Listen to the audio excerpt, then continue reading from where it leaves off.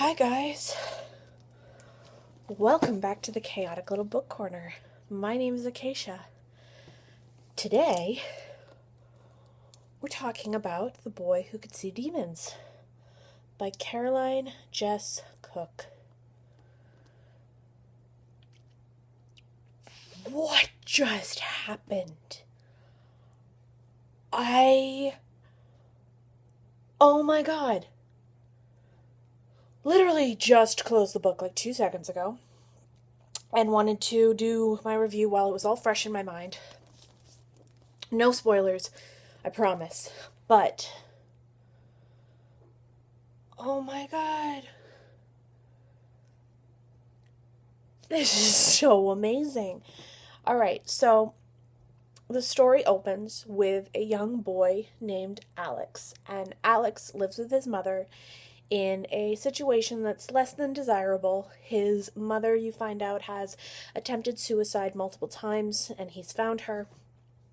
And Alex is seeing a demon named Ruin. And Ruin is a demon that shows up in multiple different formats. One is a ghost boy, one is a monster with a horn on his head, one is almost looks like Alex, and one is an older man.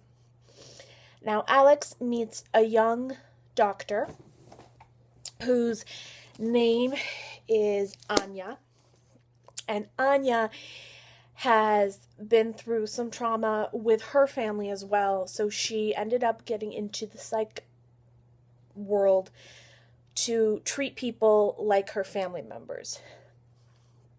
So that's where this book begins. And I'm not going to say too much else about the plot, but here's what I'm going to say, and I'm going to put it down. I am floored. I am astounded, and I am so happy that I read and kept pushing through this book. It took me longer than I wanted to, and I will be buying a new copy because it just doesn't do justice for what this book is. It deserves to be a nice, beautiful new copy, and I will find one eventually. I wish I didn't register so strongly with Anya, but there it is. And if you've read the book, then you know a little bit more about why that's a scary factor. But so I'm going to just talk a little bit about each of the characters. So character number 1 is Alex. And I have to tell you, Alex is such a lovable character. You really want to just kind of take him up and hold him and give him a hug because you just feel so bad that he's this little boy who's going through so much. And his mother, I'm sorry, his mother drove me a little bonkers. There's such a element of disconnect from the fact that she is supposed to be taking care of her son. However, I will tell you this. The way that Caroline presents mental illness in this book in multiple characters and in multiple facets, Alex and his mother both struggle with mental illness, and Caroline did a beautiful job.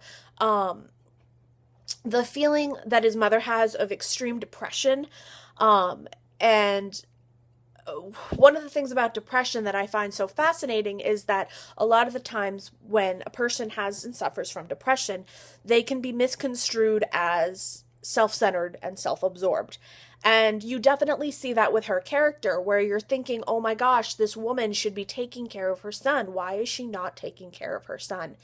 And it talks a lot about suicide, so there are trigger warnings on that aspect, but there's this element of, is suicide her trying to be selfish, or is suicide her trying to fix something? Like, what is the point of her suicide? And there is this hopelessness and this lostness that the mother represents that is so beautifully done and so well constructed, and you almost, even knowing everything I know about psychology and knowing everything I know about psyche and understanding depression extremely well from a personal level and others, but you still almost feel like she should know better.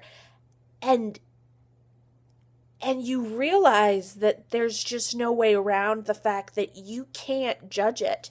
It's not an easy thing to look at and just understand. And Alex, you're in his head.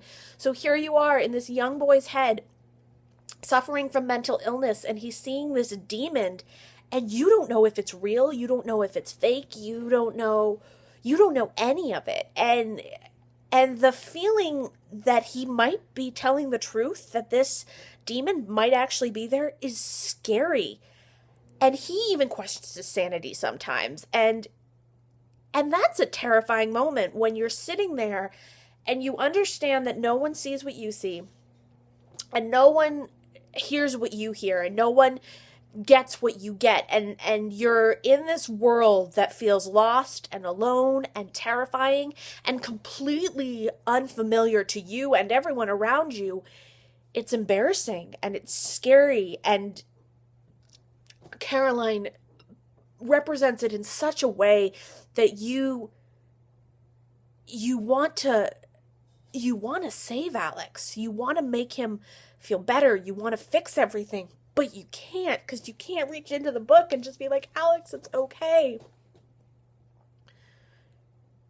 I give it 5 out of 5 stars. I will definitely be tracking down anything else Caroline has written. Beautiful, beautiful book. Beautiful feelings and emotions. And when if you don't read this book to get to the end, you need to. It is an important book. It talks a lot about what can happen to a person during grief and sadness, and what a person is capable of, and what the human mind can do. And everyone should read this book. If you have someone in your life who suffers from mental illness, this helps. If you yourself suffer from mental illness, I think this is a great book to make you kind of, I have to admit, I kind of stepped out of my world of being in the mental illness world and saw what my family might see, and I saw what they might think. And it hurts, because you're kind of feeling like, well, you should know that I don't see it this way. I don't perceive my hallucinations as scary to you. I don't mean for them to be, but they are. There's this really deep feeling of just hopelessness, but at the same time, you know that at the end of the tunnel there's a light, and that it'll be okay.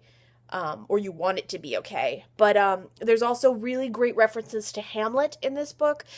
If you are a fan of Shakespeare, please give this a read as well. I wouldn't say it's like Station 11 Shakespeare references, but there's really a great parallel to this in Hamlet that you can't help but love. And it's got some really great moments, some really sad moments, some really interesting moments, and it's got a few moments where you just can't help but almost reread them. And I please pick a copy of this up as soon as you can. This is a 5-star read for me. I literally finished the day after, so New Year's Day, first book of 2016, off to a great start. I am so excited to continue everything, and I may be on a book hangover for a while. So thank you, Jen Campbell, for this recommendation. Thank you. I'm excited to continue my reading for 2016, and this is my first review. So I will see you guys again very soon, and I hope you enjoyed this review. If you did, like it, subscribe. More stuff to come. If you have questions, let me know, and I will talk to you all soon. Bye.